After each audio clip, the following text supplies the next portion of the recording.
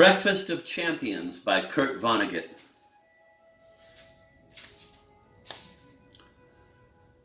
Preface.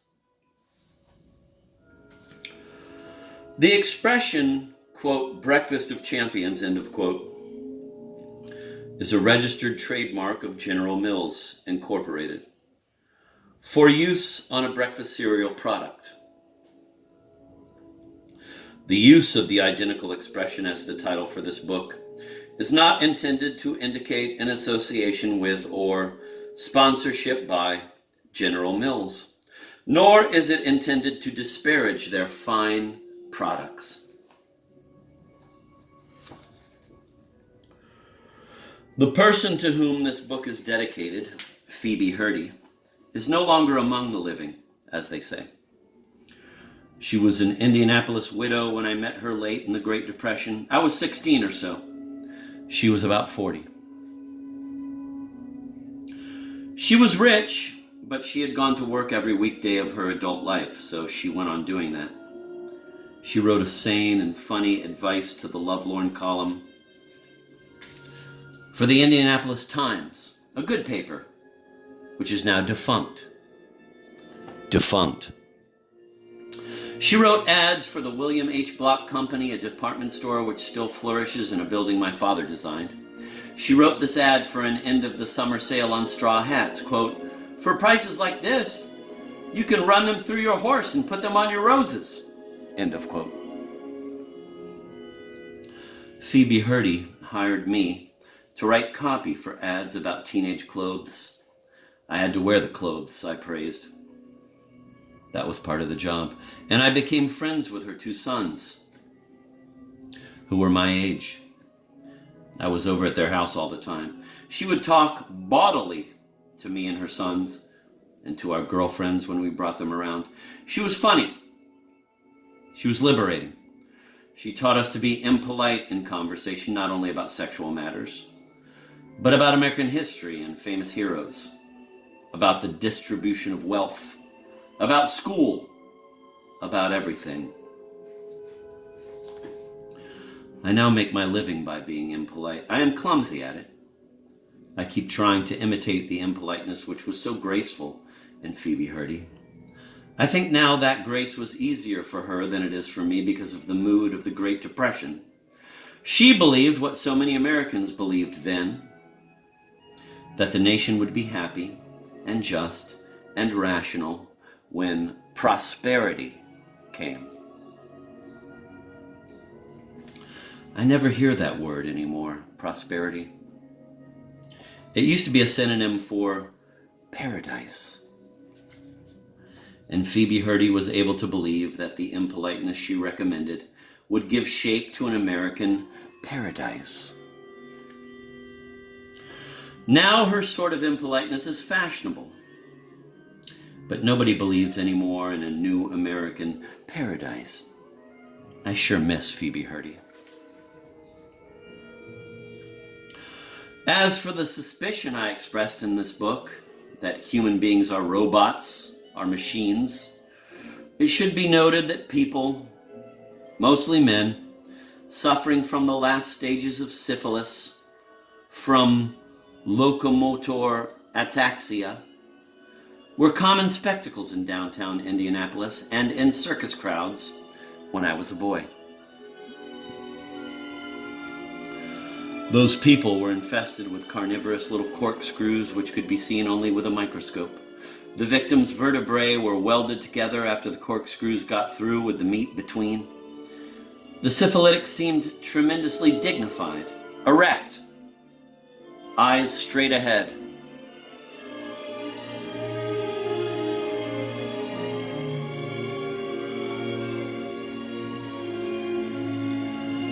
I saw one stand on a curb at the corner of Meridian and Washington Streets one time, underneath an overhanging clock which my father designed. The intersection was known locally as, quote, the crossroads of America, end of quote. This syphilitic man was thinking hard there at the crossroads of America about how to get his legs to step off the curb and carry him across Washington Street. He shuddered gently, as though he had a small motor which was idling inside. Here was his problem. His brains, where the instructions to his legs originated, were being eaten alive by corkscrews. The wires, which had to carry the instructions, weren't insulated anymore, or were eaten clear through. Switches along the way were welded open or shut. This man looked like an old man, although he might have been only 30 years old. He thought, and then he kicked 2 times like a chorus girl.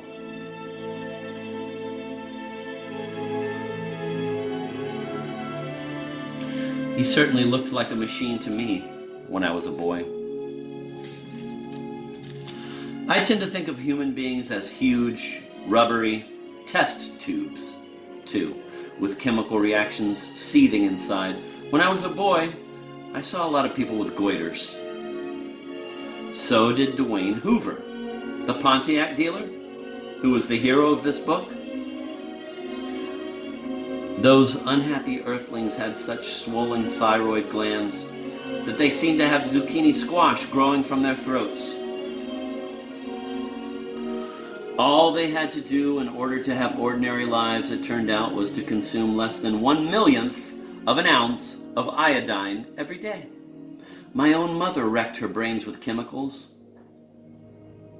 which were supposed to make her sleep.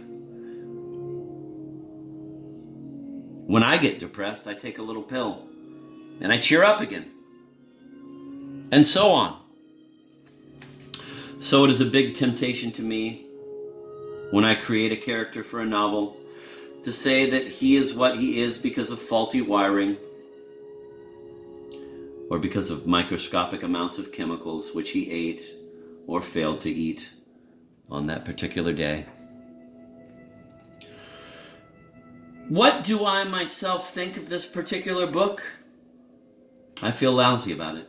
But I always feel lousy about my books. My friend, Knox Berger, said one time that a certain cumbersome novel, quote, read as though it had been written by Phil Boyd Studge, end of quote. That's who I think I am when I write what I am seemingly programmed to write. This book is my 50th birthday present to myself. I feel as though I am crossing the spine of a roof, having ascended one slope. I am programmed at 50 to perform childishly, to insult the Star-Spangled Banner, to scrawl pictures of a Nazi flag and an asshole and a lot of other things with a felt-tip pen. To give an idea of the maturity of my illustrations for this book, here is my picture of an asshole.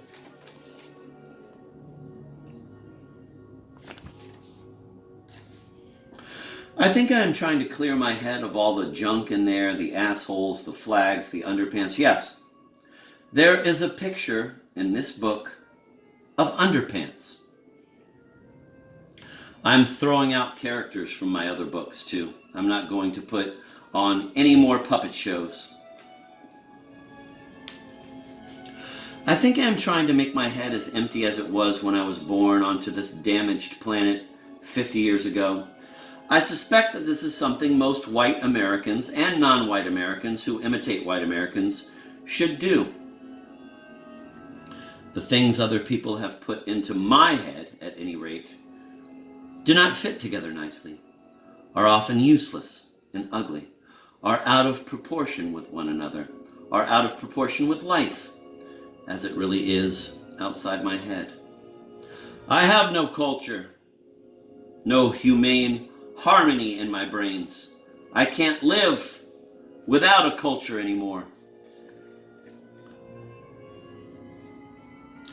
So this book is a sidewalk strewn with junk, trash which I throw over my shoulders as I travel in time back to November 11th, 1922.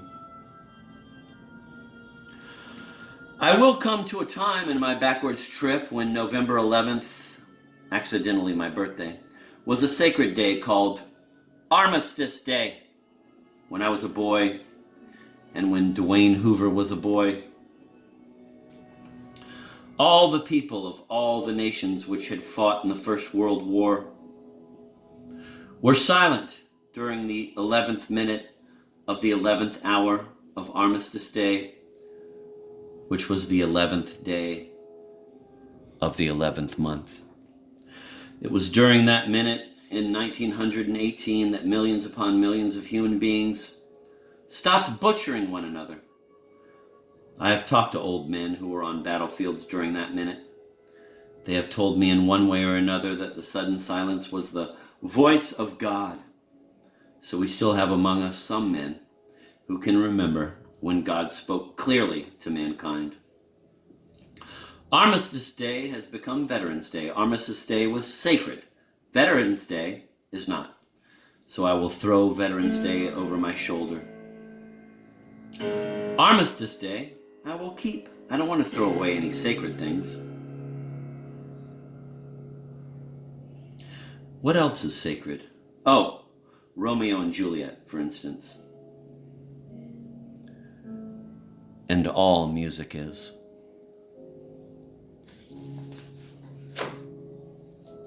Written by Phil Boyd Studge.